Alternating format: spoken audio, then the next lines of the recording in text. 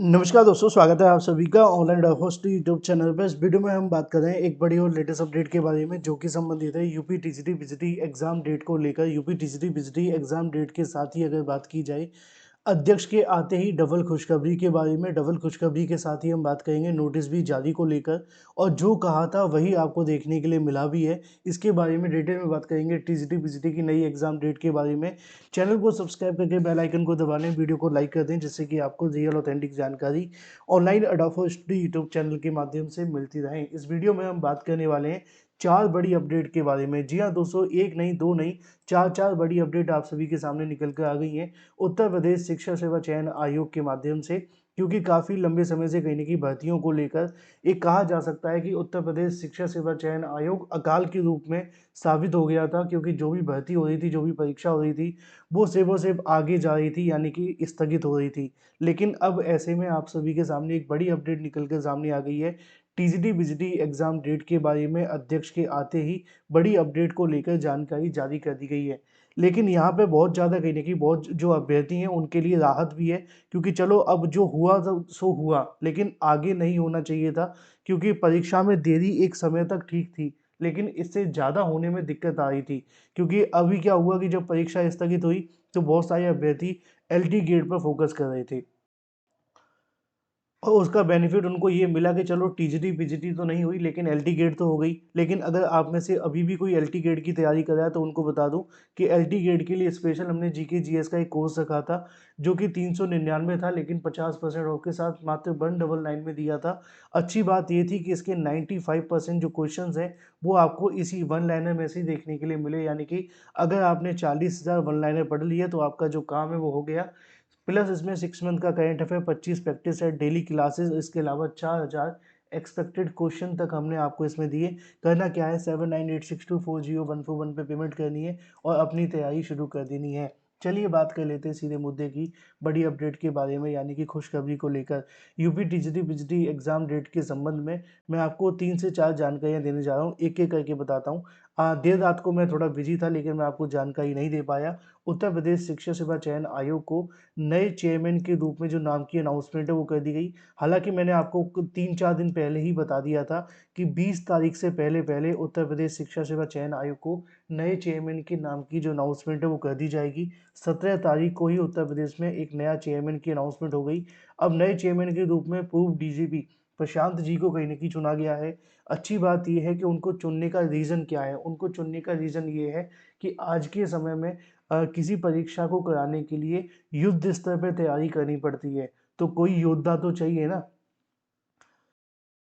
क्योंकि अगर किसी परीक्षा को कराने के लिए युद्ध स्तर पे तैयारी करनी पड़ रही है, परीक्षाओं के पेपर लीक से बचाने के लिए, तो वहाँ पे कीर्ति पांडे जी और सरल स्वभाव जैसी मैडम की आवश्यकता शायद नहीं थी। वहाँ पे एक ऐसे अधिकारी की आवश्यकता है जो शासन प्रशासन में भी अच्छे से कहीं ना कहीं रुतबा रहा हो। प्लस और भी जो कहीं ना कहीं अधिकारी कर्मचारी हैं, वो सभी के सभी कहीं ना कहीं अपने रुतबे को कायम कर सकें। क्योंकि टीजीटी बीजीटी में एक से एक बड़े गुंडे गुंडे बैठते हैं। गुंडे का मतलब है सॉल्वरों की बात कर रहा हूँ मैं, पेपर लीक करने वालों की बात कर रहा हूँ, ये गुंडे ही हैं। तो ऐसे गुंडों को संभालने के लिए पुलिस की आवश्यकता तो होती है ना। तो इसी वजह से कहीं ना कहीं उत्तर प्रदेश शिक्षा सेवा चयन आयोग में जब विज्ञापन निकाला गया था तो संशोधन किया गया था, और उम्मीद भी थी कि किसी आईपीएस अधिकारी को लाया जा सकता है। तो अब ऐसी कंडीशन में सारी की सारी चीज़ें बिल्कुल सही बैठ गई। मैंने आपको बताया था कि 20 तारीख से पहले पहले नए चेयरमैन के नाम की जो अनाउंसमेंट है वो कर दी जाएगी। अच्छी और बड़ी बात यह है कि 17 तारीख को ही आपके सामने नए चेयरमैन के नाम की अनाउंसमेंट कर दी गई है। प्रशांत कुमार जी को नया शिक्षा सेवा चयन आयोग का चेयरमैन बनाया गया है। आप जानते हैं पूर्व डीजीपी रह चुके प्रशांत कुमार जी उत्तर प्रदेश शिक्षा सेवा चयन आयोग प्रयागराज के अध्यक्ष बनाए गए हैं। उच्च शिक्षा विभाग की ओर से इनकी नियुक्ति के संबंध में आदेश भी जारी कर दिया गया है। कीर्ति पांडेय ने 22 सितंबर को अपने पद से इस्तीफा दे दिया था। सरकार ने 26 सितंबर को स्वीकार कर लिया था। उसके बाद में 2.5 महीने से नए चेयरमैन का इंतजार में, चाहे वो भर्ती परीक्षा हो या भर्तियों के विज्ञापन, वो सभी के सभी अधर में लटके हुए थे। लेकिन सिर्फ नए चेयरमैन के आ जाने से चीज़ें ज़्यादा अच्छी नहीं होंगी। आप जानते हैं, जब तक परीक्षाएं नहीं हो जाती तब तक अभ्यर्थियों की मन की जो कामना है पूरी नहीं होगी। अब ऐसे में नए चेयरमैन के आने के बाद टीजीटी बीजीटी की एग्जाम डेट को लेकर भी एक बड़ी राहत है। देखो, यहाँ पर डबल खुशखबरी है। कैसे, ध्यान से सुनिए। पुरानी जो चेयरमैन थी डॉक्टर कीर्ति पांडे मैम, उनका कार्य करने का जो तरीका था वो हम सब ने देखा था। हम सब इस बात को बहुत अच्छे से पहचान चुके थे कि शायद उनके बस का नहीं है इस काम को करना, क्योंकि यहाँ पर टेढ़ी उंगली से भी कई बार घी निकालना पड़ता है। मैंने अभी स्टार्टिंग में बताया, परीक्षा केंद्रों से लेकर परीक्षा कार्य कराना, इसके अलावा और भी बहुत सारे काम करने होते थे, तो शायद वो उनके बस के नहीं दिख रहे थे। इसी वजह से टीजीटी पीजीटी की 2022 की परीक्षा 8-8 9-9 बार स्थगित हो चुकी थी। और बार-बार स्थगित होने से नुकसान किसको हो रहा था? सबसे ज़्यादा नुकसान उन अभ्यर्थियों को हो रहा था जिनको उम्मीद थी कि चलो इस भर्ती के आने के बाद से हमें नौकरी लग जाएगी। आज के समाचार पत्रों में इसको लेकर जानकारी भी दी गई। यहाँ पे आपको देखने के लिए मिलेगा कि आयोग के नए अध्यक्ष के सामने समय से भर्तियों की होगी चुनौती, क्योंकि अभी तक टीजीटी पीजीटी परीक्षा इन तारीखों में प्रस्तावित तो हुई है लेकिन आयोजित नहीं हो पाई है। पीजीटी परीक्षा पहले 11-12 अप्रैल को थी, फिर बाद में 20-21 जून को कर दी गई, फिर 18-19 जून को की गई, फिर उसके बाद में 15-16 अक्टूबर की गई। टीजीटी की परीक्षा की बात की जाए तो वो 4-5 अप्रैल देखने के लिए मिली, फिर बाद में 14-15 मई हो गई, फिर उसके बाद 21-22 जुलाई हो गई, फिर उसके बाद में 18 और 19 दिसंबर हो गई। यानी कि तकरीबन आप देखें तो इस टारगेट के मुताबिक 10-10 बार नई परीक्षा की तारीखें देखने के लिए मिली, लेकिन 10-10 बार नई परीक्षा की तारीखें आने के बावजूद भी नई भर्ती का जो पुरानी भर्ती की जो परीक्षा है वो नहीं हो पाई। लेकिन अब ऐसे में नए चेयरमैन के आने से एक राहत की खबर तो ये है कि जो टीजीटी की परीक्षा 10 बार स्थगित हुई है, उम्मीद है कि अब जब भी परीक्षा की तारीख आएगी वो स्थगित नहीं होगी, और उम्मीद है कि उन्हीं तारीखों में परीक्षा हो जाएगी। पहली, अब सवाल ये है कि परीक्षा कब तक होगी। मैंने आपको कई बार अपने वीडियोज़ के माध्यम से बताया भी था कि परीक्षा को लेकर अभी आयोग स्तर पर तो तैयारियां चल रही हैं कि अप्रैल मई में करा लेंगे, लेकिन जो फाइनल डिसीजन लेना होगा वो चेयरमैन को आकर के लेना है कि कब इस परीक्षा को कराना चाहते हैं। लेकिन दूसरी तरफ अगर बात की जाए, उत्तर प्रदेश शिक्षा सेवा चयन आयोग के नए चेयरमैन के आने के साथ एक और बड़ी राहत की खबर है, और वो है 24,000 से अधिक पदों पर जल्द विज्ञापन की उम्मीद।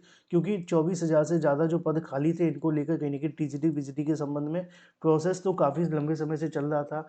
अध्याचन मांगे भी गए थे, अध्याचन मिल भी गए थे, लेकिन टेक्निकली विज्ञापन नहीं आ पाया था, और विज्ञापन ना आ पाने की वजह से चीज़ें और ज़्यादा लटकती जा रही थी।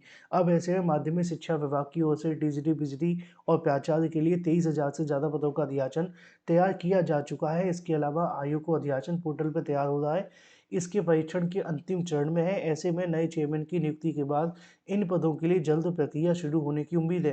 प्राथमिक विद्यालयों में लंबे समय से भर्ती नहीं हुई है। ऐसे में प्रतियोगियों को उम्मीद है कि शिक्षक पात्रता परीक्षा कराने के साथ आयोग में प्राथमिक शिक्षकों की भर्ती प्रक्रिया भी जल्द शुरू हो सकती है।